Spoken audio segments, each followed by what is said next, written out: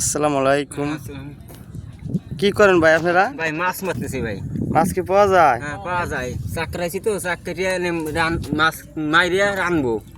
কি মাছ পায় আপনারা ভাই? ভাই বাই মাছ, ইসে মাছ, টেপা মাছ, তাই না? রিটা মাছ, জেডি আছে ভাই। আর কি করেন পাশাপাশি? নাই মাছই মারেন খালি? না আমি মধু চাকরি ভাই। ও আচ্ছা আচ্ছা, মধুর চাক কাটেন? হ্যাঁ মধু চাকরি। এই মধুর চাক কাটপের সেরে কি মাছ মারছেন? এই শখ করছে ভাই। তাই না?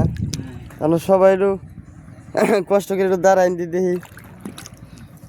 তো মাছ পাইছেন না দুই সাইডে? পাই ভাই। পাইছেন? মাছ কোন জায়গায়? উপরে ফেলাই দাও। ও তাহলে কি পাশাপাশি আবার মাছও মারেন না? হ্যাঁ মাছ মারি, মানে পাকশা করে খাই আমরা। যাক ভালো। হ্যাঁ হ্যাঁ হ্যাঁ দেখতেছি, অনেক সুন্দর মাছ। এটা আমাদের পদ্মা পার সার্ভিস ঘাট, চরশালিপুর সার্ভিস ঘাট। তাই আমাদের ভাই ফরিদপুর বাড়ি এদের, এরা মধুর চাক কাটে, পাশাপাশি মাছ হাতাইয়া মারার চেষ্টা করতেছে। জানি না এরা কি মাছ পায় আর কেমনে চলে ফিরে, তাও জানি না।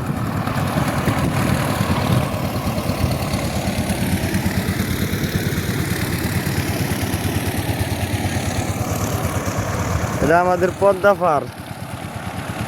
হ্যাঁ কিছুদিন পরেই এই পদ্মা শুকায় যাবে, নদীর ধার মরে গেছে,